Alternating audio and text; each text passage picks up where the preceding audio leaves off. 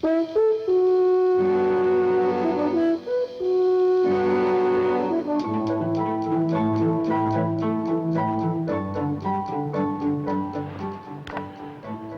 in 1956, I wrote and recorded something we called The Strangest Secret.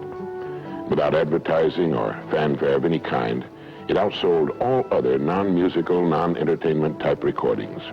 It's been heard by millions and millions of people throughout the free world, and in the process, created a brand new industry. Learning through listening. On one of these solid-state cassette tape players. This player has revolutionized the learning process.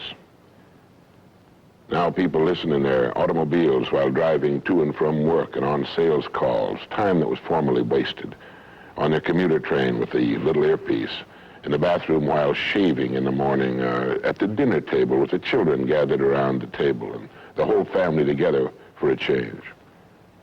This has made a tremendous difference in the business of learning.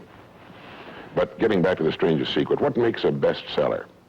What was there about that recording that caused millions of people to want to hear it over and over again, and let their children hear it and play it for their employees and their sales forces?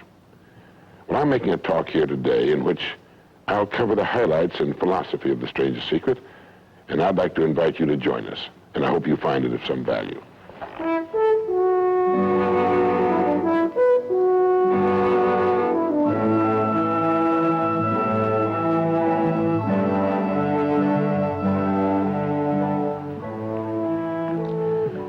I want to tell you the most interesting story in the world.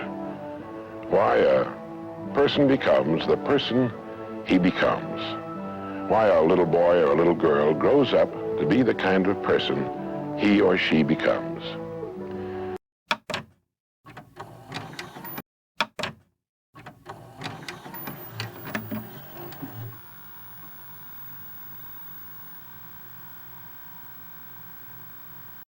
I'd like to tell you about the strangest secret in the world. Not long ago, Albert Schweitzer, the great doctor and Nobel Prize winner, was being interviewed in London, and a reporter asked him, "Doctor, what's wrong with men today?" The great doctor was silent a moment, and then he said, "Men simply don't think."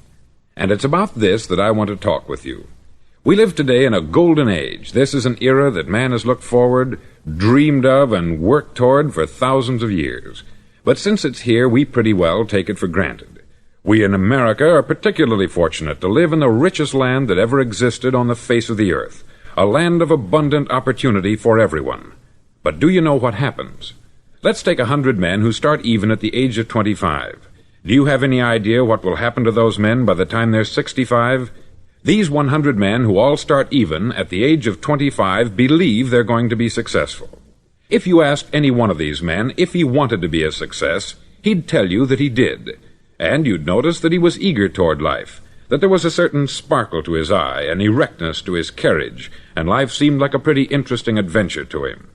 But by the time they're 65, 1 will be rich, 4 will be financially independent, 5 will still be working, 54 will be broke. Now think a moment. Out of the 100, only 5 make the grade. Why do so many fail? What has happened to the sparkle that was there when they were 25? What's become of the dreams, the hopes, the plans? And why is there such a large disparity between what these men intended to do and what they actually accomplished? When we say about 5% achieve success, we have to define success. And here's the definition. Success is the progressive realization of a worthy ideal. If a man is working toward a predetermined goal and knows where he's going, that man is a success. If he's not doing that, he's a failure. Success is the progressive realization of a worthy ideal. Rollo May, the distinguished psychiatrist, wrote a wonderful book called Man's Search for Himself. And in this book he says, the opposite of courage in our society is not cowardice, it is conformity. And there you have the trouble today. It's conformity. People acting like everyone else, without knowing why, without knowing where they're going. Now think of it. In America right now, there are over 14 million people 65 years of age and over, and about 13 million of these 14 million are broke. They're dependent on someone else for life's necessities. Now, we learn to read by the time we're 7. We learn to make a living by the time we're 25. Usually, by that time, we're not only making a living, we're supporting a family. And yet, by the time we're 65, we haven't learned how to become financially independent in the richest land that has ever been known. Why? We conform. And the trouble is that we're acting like the wrong percentage group, the 95% who don't succeed. Now, why do these people conform? Well, they don't know, really. These people believe that their lives are shaped by circumstances, by things that happen to them, by exterior forces. They're outer-directed people. A survey was made one time that covered a lot of men, working men, and these men were asked this question: why do you work? Why do you get up in the morning? 19 out of 20 had no idea. If you ask them, they'll say, everyone goes to work in the morning. And that's the reason they do it, because everyone else is doing it. Now let's get back to our definition of success. Who succeeds? The only man who succeeds is the man who is progressively realizing a worthy ideal. He's the man who says, I'm going to become this, and then begins to work toward that goal. I'll tell you who the successful people are. A success is the school teacher who's teaching school because that's what she wanted to do. The success is the woman who's a wife and mother because she wanted to become a wife and mother and is doing a good job of it. The success is the man who runs the corner gas station because that's what he wanted to do. The success is the successful salesman who wants to become a top-notch salesman and grow and build with his organization. A success is anyone who is doing deliberately a predetermined job because that's what he decided to do deliberately. But only 1 out of 20 does that. That's why today there isn't really any competition, unless we make it for ourselves. Instead of competing, all we have to do is create. Now, for 20 years, I looked for the key which would determine what would happen to a human being. Was there a key, I wanted to know, which would make the future a promise that we could foretell to a large extent? Was there a key that would guarantee a person's becoming successful if he only knew about it and knew how to use it? Well, there is such a key, and I've found it. Have you ever wondered why so many men work so hard and honestly without ever achieving anything in particular, and others don't seem to work hard and yet seem to get everything? They have the magic touch. You've heard them say that about someone. Everything he touches turns to gold. And have you ever noticed that a man who becomes successful tends to continue to become successful, and on the other hand, have you noticed how a man who is a failure tends to continue to fail? It's because of goals. Some of us have them, some don't. People with goals succeed because they know where they're going. Now think of a ship leaving a harbor, and think of it with the complete voyage mapped out and planned. The captain and crew know exactly where it's going and how long it will take. It has a definite goal. 9,999 times out of 10,000 it will get to where it started out to get. Now let's take another ship, just like the first, only let's not put a crew on it, or a captain at the helm. Let's give it no aiming point, no goal, no destination. We just start the engines and let it go. I think you'll agree with me that if it gets out of the harbor at all, it will either sink or wind up on some deserted beach a derelict. It can't go any place because it has no destination and no guidance. It's the same with a human being. Take the salesman, for example. There is no other person in the world today with the future of a good salesman. Selling is the world's highest paid profession, if we're good at it and if we know where we're going. Every company needs top-notch salesmen, and they reward those men. The sky is the limit for them. But how many can you find? Someone once said, the human race is fixed, not to prevent the strong from winning, but to prevent the weak from losing. The American economy today can be likened to a convoy in time of war. The entire economy is slowed down to protect its weakest link, just as the convoy had to go at the speed that would permit its slowest vessel to remain in formation. That's why it's so easy to make a living today. It takes no particular brains or talent to make a living and support a family today. So we have a plateau of so-called security, if that's what a person's looking for. But we do have to decide how high above this plateau we want to aim for. Now let's get back to the strangest secret in the world, the story that I wanted to tell you today. Why do men with goals succeed in life, and men without them fail? Well, let me tell you something which, if you really understand it, will alter your life immediately. If you understand completely what I'm going to tell you from this moment on, your life will never be the same again. You'll suddenly find that good luck just seems to be attracted to you. The things you want just seem to fall in line. And from now on, you won't have the problems, the worries, the gnawing lump of anxiety that perhaps you've experienced before. Doubt, fear, well, they'll be things of the past. Here's the key to success, and the key to failure. We become what we think about. Now let me say that again. We become what we think about. Throughout all history, the great wise men and teachers, philosophers and prophets have disagreed with one another on many different things. It is only on this one point that they are in complete and unanimous agreement. Listen to what Marcus Aurelius, the great Roman emperor, said. He said, "A man's life is what his thoughts make of it." Disraeli said this, "Everything comes if a man will only wait. I have brought myself by long meditation to the conviction that a human being with a settled purpose must accomplish it, and that nothing can resist a will that will stake even existence for its fulfillment." Ralph Waldo Emerson said this, "A man is what he thinks about all day long." William James said, "The greatest discovery of my generation is that human beings can alter their lives by altering their attitudes of mind."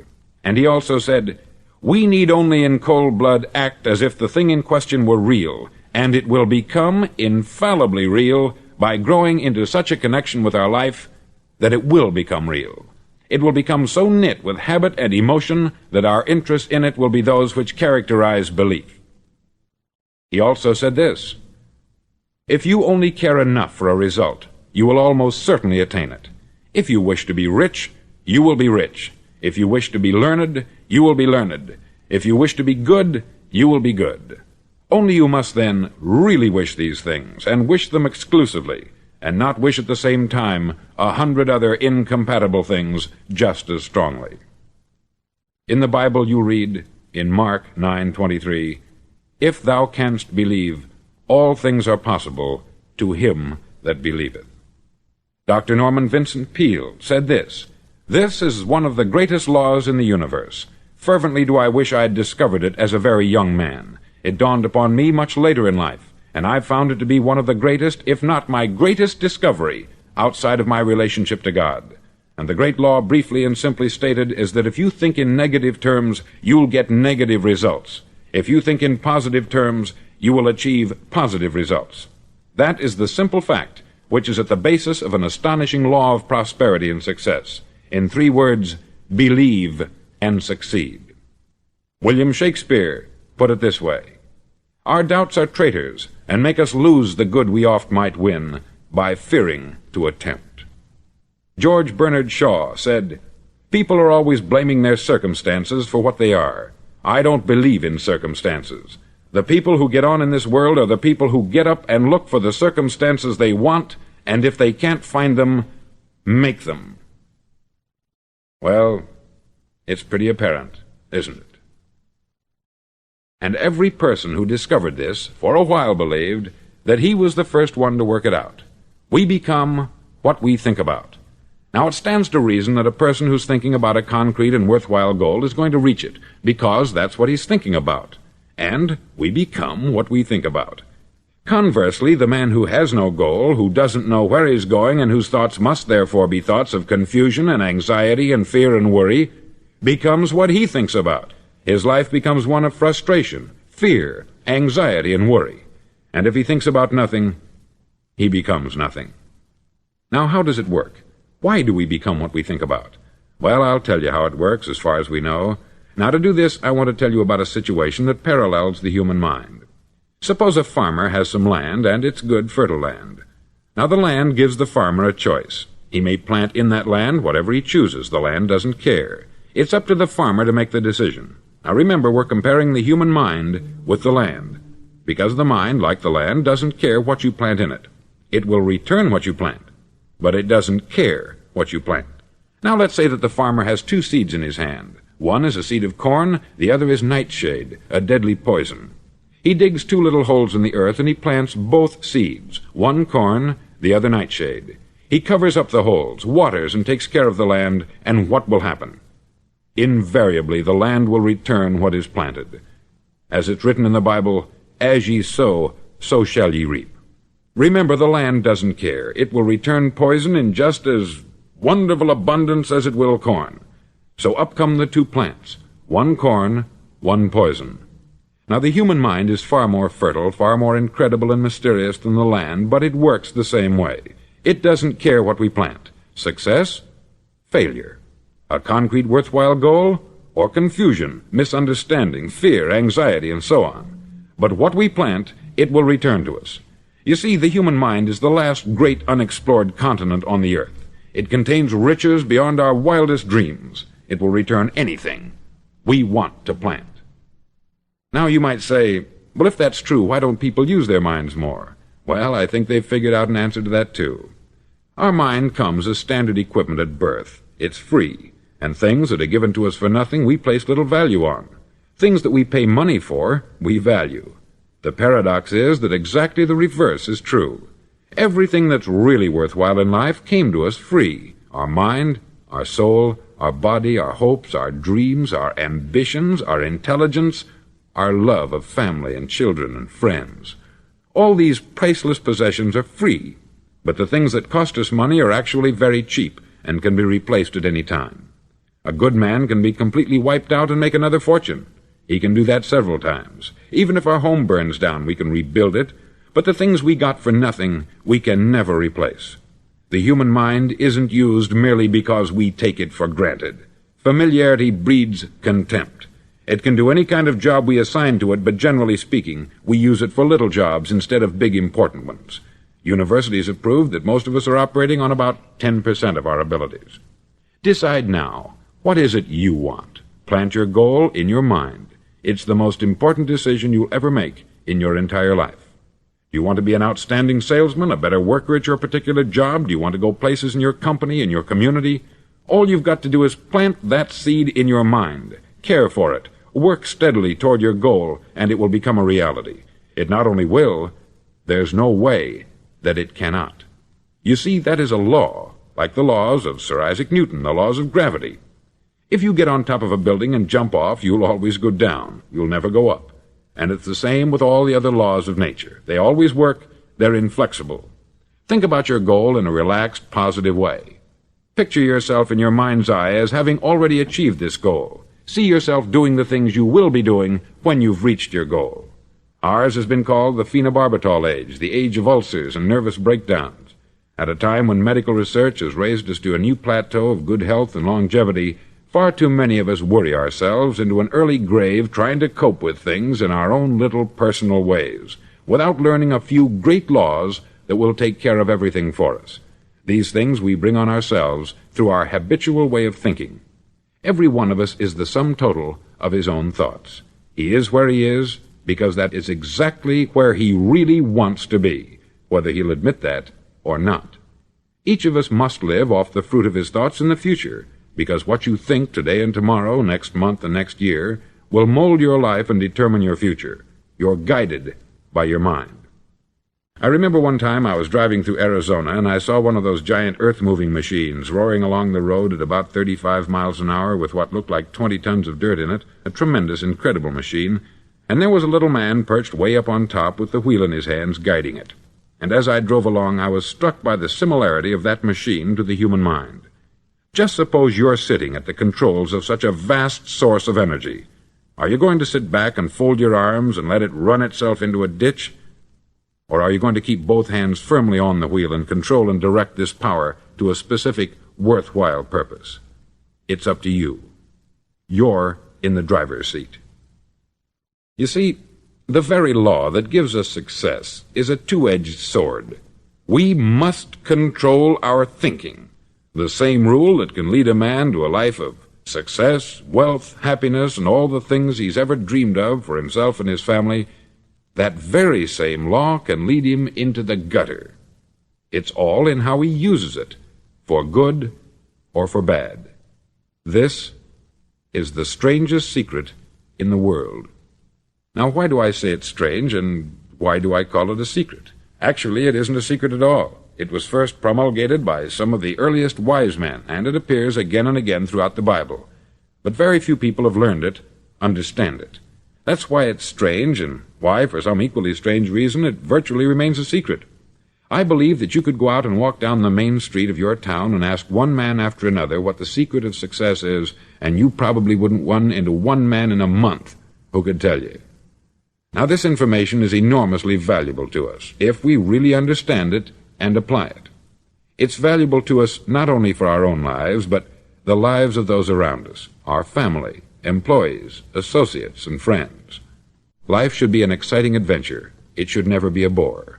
A man should live fully, be alive. He should be glad to get out of bed in the morning. He should be doing a job he likes to do because he does it well. One time I heard Grove Patterson make a speech, the editor-in-chief of the Toledo Daily Blade, and as he concluded his speech, he said something that I've never forgotten. He said something like this: "My years in the newspaper business have convinced me of several things, among them that people are basically good, and that we came from someplace, and we're going someplace. So we should make our time here an exciting adventure. The architect of the universe didn't build a stairway leading nowhere." And the greatest teacher of all, the carpenter from the plains of Galilee, gave us the secret time and time again. As ye believe, so shall it be done unto you. I've explained the strangest secret in the world and how it works. Now I want to explain how you can prove to yourself the enormous returns possible in your own life by putting this secret to a practical test. I want you to make a test that will last 30 days. Now, it isn't going to be easy. If you'll give it a good try, it will completely change your life for the better. Back in the 17th century, Sir Isaac Newton, the English mathematician and natural philosopher, gave us some natural laws of physics which apply as much to human beings as they do to the movement of bodies in the universe. Now, one of these laws is that for every action, there is an equal and opposite reaction. Simply stated, as it applies to you and me, it means we can achieve nothing without paying the price. The results of your 30-day experiment will be in direct proportion to the effort you put forth. To be a doctor, you must pay the price of long years of difficult study. To be successful in selling, and remember that each of us succeeds to the extent of his ability to sell, selling our families on our ideas, selling education in schools, selling our children on the advantages of living the good and honest life, selling our associates and employees on the importance of being exceptional people, to, of course, the profession of selling itself. But to be successful in selling our way to the good life, we must be willing to pay the price. Now, what is that price? Well, it's many things. First, it's understanding emotionally, as well as intellectually, that we literally become what we think about, that we must control our thoughts if we're to control our lives. It's understanding fully that, as ye sow, so shall ye reap.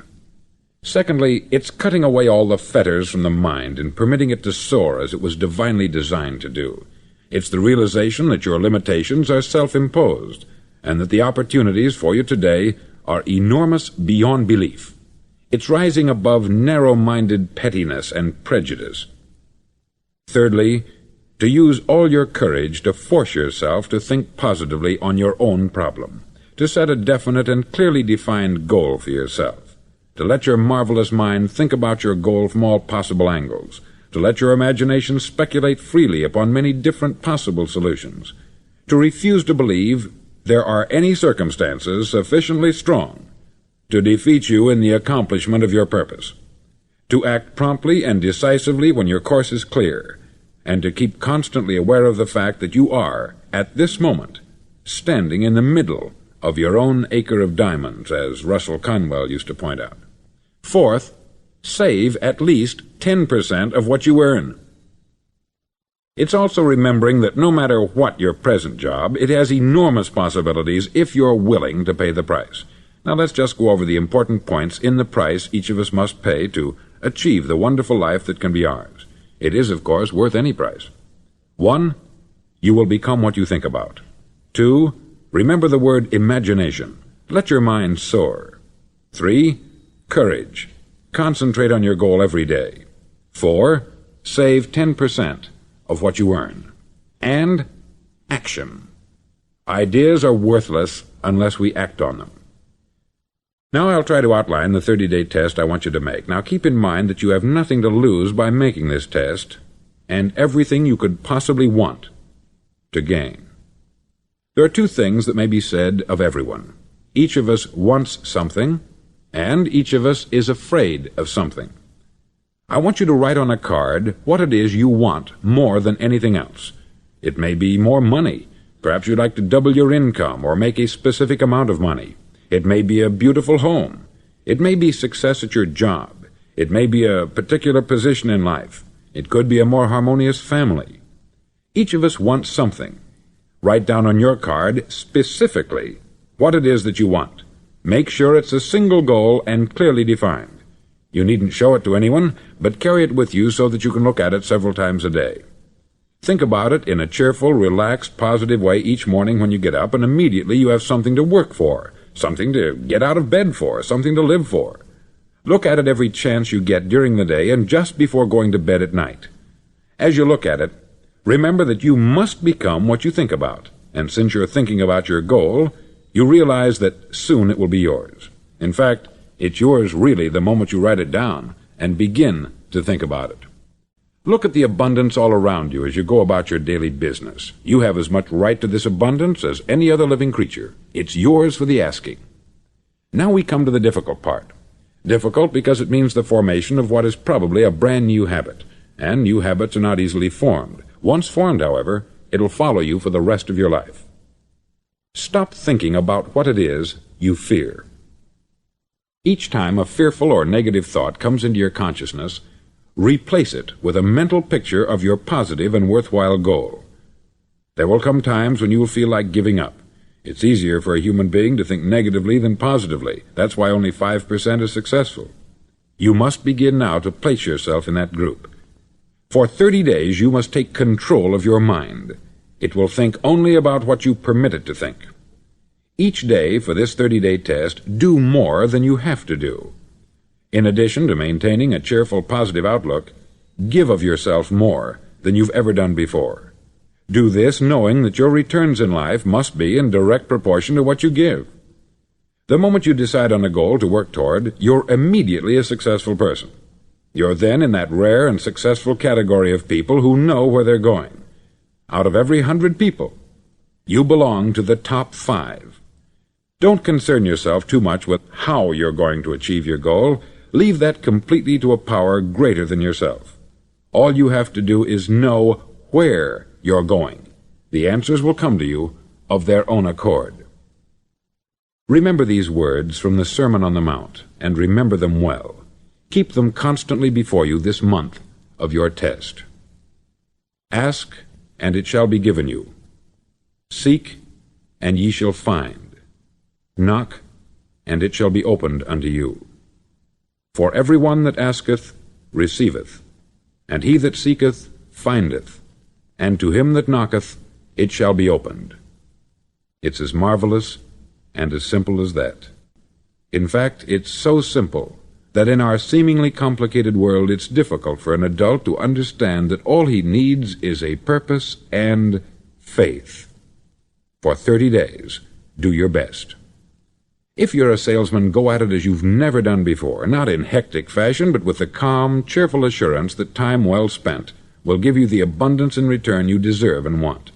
No matter what your job, do it as you've never done it before for 30 days.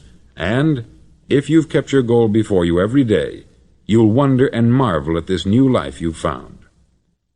Dorothea Brand, outstanding editor and writer, discovered it for herself and tells about it in her fine book, Wake Up and Live. Her entire philosophy is reduced to the words, act as though it were impossible to fail. She made her own test with sincerity and faith, and her entire life was changed to one of overwhelming success. Now you make your test for 30 full days. Don't start your test until you've made up your mind to stick with it. You see, by being persistent, you're demonstrating faith. Persistence is simply another word for faith. If you didn't have faith, you would never persist. If you should fail during your first 30 days, by that I mean suddenly find yourself overwhelmed by negative thoughts, you've got to start over again from that point and go 30 more days. Gradually your new habit will form until you find yourself one of that wonderful minority to whom virtually nothing is impossible. Don't forget the card. It's vitally important as you begin this new way of living. On one side of the card, write your goal, whatever it may be. On the other side, write the words we've quoted from the Sermon on the Mount. Ask, and it shall be given you. Seek, and ye shall find. Knock, and it shall be opened unto you. Nothing great was ever accomplished without inspiration. See that during these crucial first 30 days, your own inspiration is kept at a peak. Above all, don't worry. Worry brings fear, and fear is crippling. The only thing that can cause you to worry during your test is trying to do it all yourself. Know that all you have to do is hold your goal before you. Everything else will take care of itself. Remember also to keep calm and cheerful. Don't let petty things annoy you and get you off course. Now, since making this test is difficult, some may say, well, why should I bother? Well, look at the alternative. No one wants to be a failure. No one really wants to be a mediocre individual. No one wants a life constantly filled with worry, fear, and frustration. Therefore, remember that you must reap that which you sow. If you sow negative thoughts, your life will be filled with negative things. If you sow positive thoughts, your life will be cheerful, successful, and positive. Now, gradually, you will have a tendency to forget what you've heard on this record. Play it often. Keep reminding yourself of what you must do to form this new habit. Gather your whole family about and listen to what's been said here at regular intervals.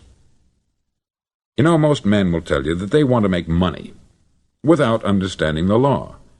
The only people who make money work in the mint. The rest of us must earn money. This is what causes those who keep looking for something for nothing or a free ride to fail in life. The only way to earn money is by providing people with services or products which are needed and useful. We exchange our product or service for the other man's money. Therefore, the law is that our financial return will be in direct proportion to our service. Success is not the result of making money. Making money is the result of success, and success is in direct proportion to our service. Most people have this law backwards. They believe that you're successful if you earn a lot of money. The truth is that you can only earn money after you're successful. It's like the story of the man who sat in front of the stove and said to it, "Give me heat, and then I'll add the wood." How many men and women do you know, or do you suppose there are today, who take the same attitude toward life? There are millions. We've got to put the fuel in before we can expect heat. Likewise, we've got to be of service first before we can expect money. Don't concern yourself with the money. Be of service. Build, work, dream, create. Do this, and you'll find there's no limit to the prosperity and abundance that will come to you. Prosperity is founded upon a law of mutual exchange. Any person who contributes to prosperity must prosper in turn himself. Sometimes the return will not come from those you serve, but it must come to you from someplace, for that is the law. For every action, there is an equal and opposite reaction. As you go daily through your 30-day test period, remember that your success will always be measured by the quality and quantity of service you render, and money is a yardstick for measuring this service. No man can get rich himself unless he enriches others. There are no exceptions to a law. You can drive down any street in America and from your car estimate the service that's being rendered by the people living on that street. Had you ever thought of this yardstick before? It's interesting. Some, like ministers and priests and other devoted people, measure their returns in the realm of the spiritual, but again, their returns are equal to their service. Once this law is fully understood, any thinking person can tell his own fortune. If he wants more, he must be of more service to those from whom he receives his return. If he wants less, he has only to reduce this service. This is the price you must pay for what you want. If you believe you can enrich yourself by deluding others, you can only end by deluding yourself. It may take some time, but just as surely as you breathe, you'll get back what you put out. Don't ever make the mistake of thinking you can avert this. It's impossible. The prisons and the streets where the lonely walk are filled with people who tried to make new laws just for themselves. We may avoid the laws of man, but there are greater laws that cannot be broken. An outstanding medical doctor recently pointed out 6 steps that will help you realize success. 1. Set yourself a definite goal. 2. Quit running yourself down. 3. Stop thinking of all the reasons why you cannot be successful, and instead think of all the reasons why you can. 4.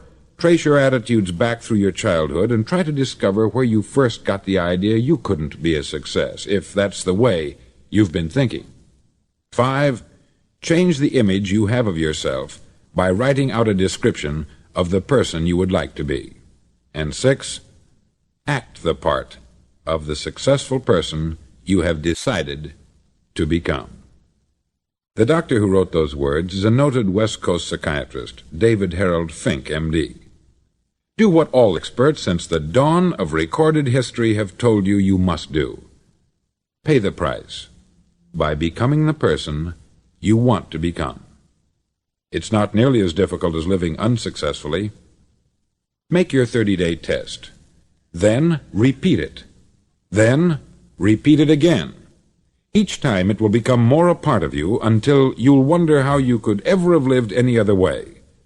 Live this new way, and the floodgates of abundance will open and pour over you more riches than you may have dreamed existed. Money? Yes, lots of it. But what's more important, you'll have peace. You'll be in that wonderful minority who lead calm, cheerful, successful lives. Start today. You have nothing to lose, but you have a life to win.